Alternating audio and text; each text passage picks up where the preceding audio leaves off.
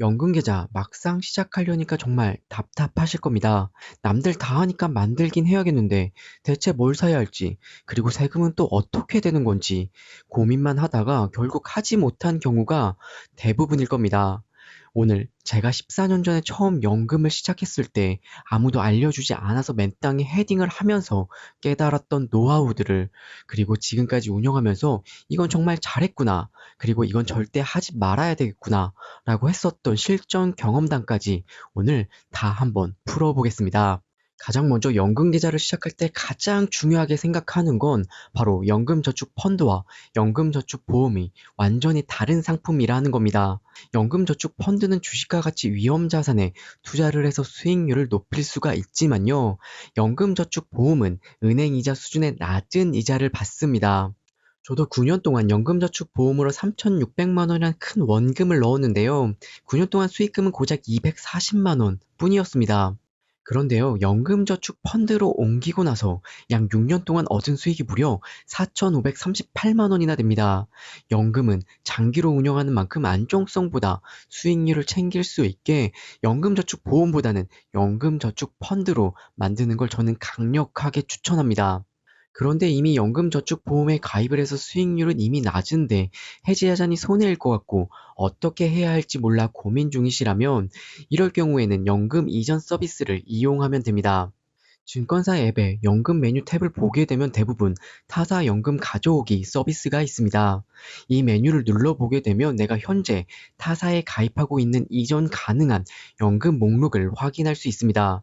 옮기고 싶은 계좌를 선택해서 신청하고 나면 증권사에서 한 통의 전화가 올 건데요.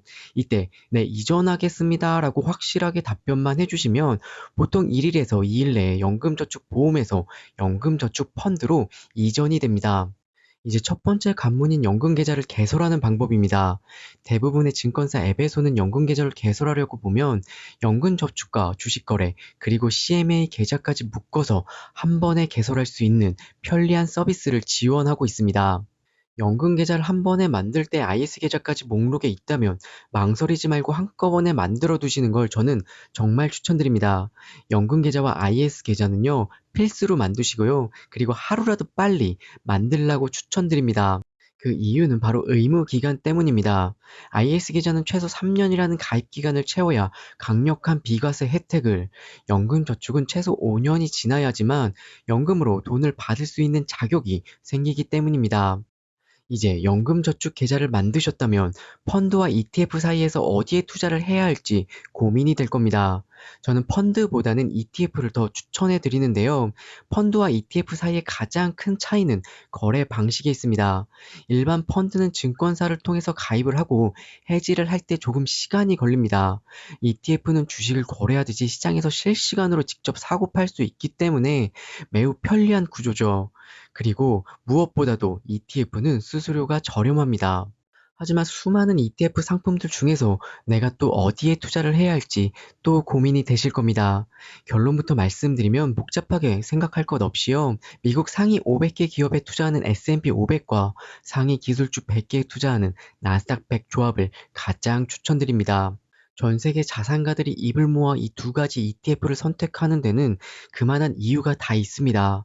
지난 10년간 연평균 수익률을 보게 되면 S&P 500은 약 16% 상승을, 나스닥 100은 무려 20%에 달한 놀라운 성과를 보여줬기 때문이죠.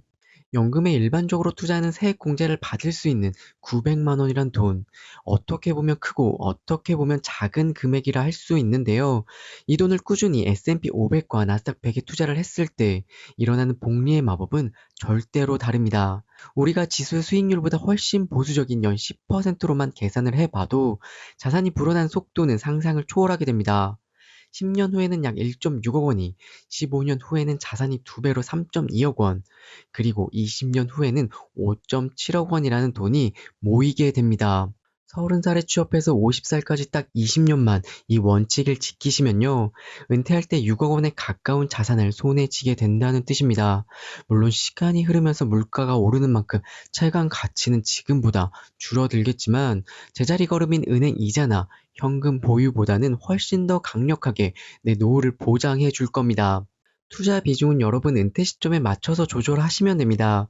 아직 투자할 시간이 많이 남은 젊은 시절에는 성장을 위해서 나스닥100 비중을 높게, 은퇴가 가까워질수록은요, 변동성은 조금 줄이면서 시장 전체에 투자하는 S&P 500 비중을 높여서 자산을 지키는 전략이 필요합니다. 그런데 막상 S&P 500과 나스닥 100 상품을 검색해보면 타이거와 코덱스 라이즈 비슷한 이름이 너무 많아서 무엇을 선택해야 할지 혼란스러울 겁니다. 이때는 딱 세 가지 기준만 기억하시면 되는데요. 순자산 가치와 수익률, 그리고 수수료 순으로 한번 필터링 해보세요. 순자산 가치는요, 5천억 원이 넘는 ETF를 고르시면 됩니다.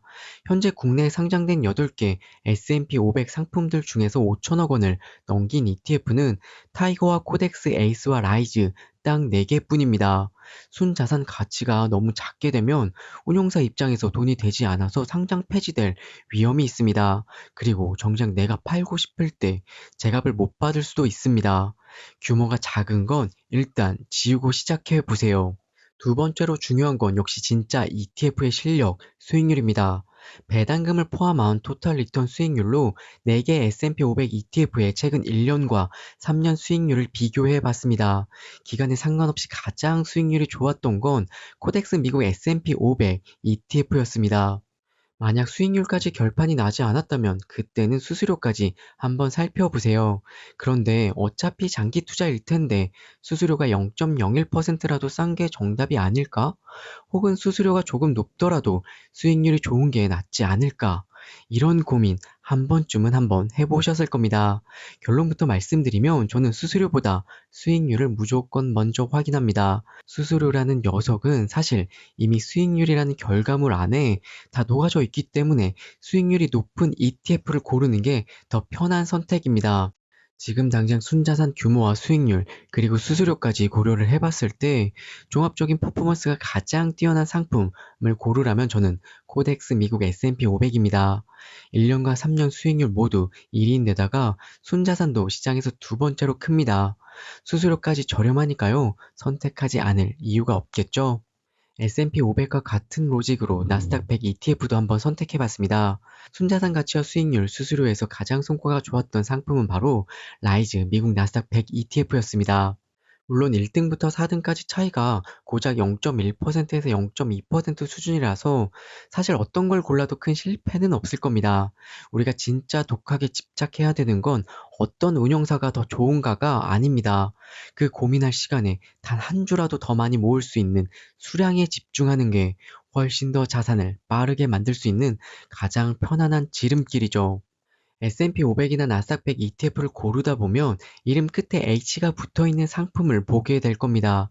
H는 환해지를 뜻하는데요. 쉽게 말해서 환율이 오르던 내리던 상관없이 주가 움직임만 그대로 따라가겠다는 약속입니다. 예를 들어 환해지형 S&P 500 주가가 10% 올랐을 때 환율과 상관없이 딱 10% 수익만 가져가게 되는 겁니다. 반면에 아무것도 붙지 않는 환노출 상품은요. 주가 상승분에 달러 가치가 오른 만큼 수익을 더 챙길 수가 있습니다. 반대로 환율이 내려가면 수익률은 더 떨어지게 되겠죠. 그럼 이제 연금계좌에 투자를 하면 혜택이 무엇일까 궁금해질 겁니다. 가장 좋은 건 역시 세제공제 혜택이죠. 소득에 따라서 13.2%에서 최대 16.5%까지 세액공제를 받을 수가 있습니다. 그런데 세액공제 혜택을 받을 때 많은 분들이 IRP 세액공제 한도가 900만 원까지고 연금계좌가 600만 원이니까 둘 다 합하면 총 1,500만 원까지 공제되는 거 아닐까? 라고 오해를 하십니다. 하지만 두 계좌 합산을 해서 총 900만 원까지만 세액공제를 받을 수 있어요. 가장 현명하고 이상적인 입금 비율은요. 연금저축 계좌에 600만 원을 먼저 납입을, 그리고 나머지 부족한 300만 원은 IRP로 채워 넣는 겁니다. 이렇게 총 900만 원의 한도를 꽉 채우게 되시면요. IRP를 포함해서 연말 종산 때 최대 16.5%의 세율을 적용받을 수 있습니다. 이럴 때 최대 148만 5천 원까지 돌려받게 되는데요. 말 그대로 900만 원을 넣으면 받을 수 있는 16.5%의 확정 수익이 생기게 되는 거죠. 연금 계좌를 활용해야 하는 두 번째 결정적인 이유는 바로 저율과세 혜택이 있기 때문입니다. 일반 해외 주식 계좌에서 S&P 500이나 나스닥 100 ETF를 매도해 수익을 실현하게 되면 기본 공제를 제외하고 수익금에 대한 무려 22%의 양도소득세를 내야 합니다. 예를 들어 1억 원의 수익이 났다면 약 2,200만 원이란 거액을 세금으로 납부를 해야 되는 거죠. 하지만 연금 계좌에서는 55세 이후 연금을 수령할 때 세율은 연령별로 3.3%에서 5.5% 사이로 세금이 뚝 떨어지게 됩니다. 마지막으로 많은 분들이 연금 계좌에서 가장 큰 단점으로 뽑는 내 돈이 오랫동안 묶인다는 점을 뽑으시는데요.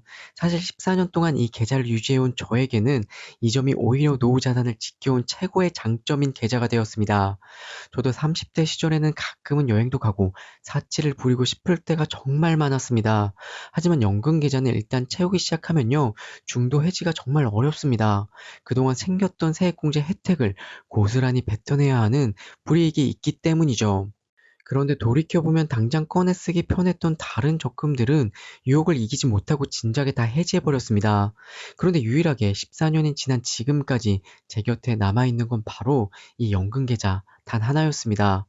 연금계좌의 이 강제성이 저를 강제로 복리 효과를 누리게 해준 1등 공신이 된 셈이죠. 400만 원에서 1억 원까지 제 연금 계좌를 보시게 되면 복리 효과는 정말 무섭고 강력하다는 걸 알 수 있을 겁니다. 그 마법을 누리기 위해서는요, 지금 당장 연금 계좌를 활용하셔야 됩니다. 지금은 900만 원이 작게 보이지만 10년, 20년 뒤에는 삶을 지탱해줄 가장 든든한 친구가 되어 있을 겁니다. 오늘은 연금의 기초인 A에서부터 Z까지 모두 알아봤는데요. 혹시 더 궁금한 내용은 댓글로 편하게 남겨주세요. 오늘의 이야기가 도움이 되셨다면 좋아요와 구독, 그리고 알람 설정까지 부탁드릴게요. 오늘도 끝까지 시청해주셔서 정말 감사합니다.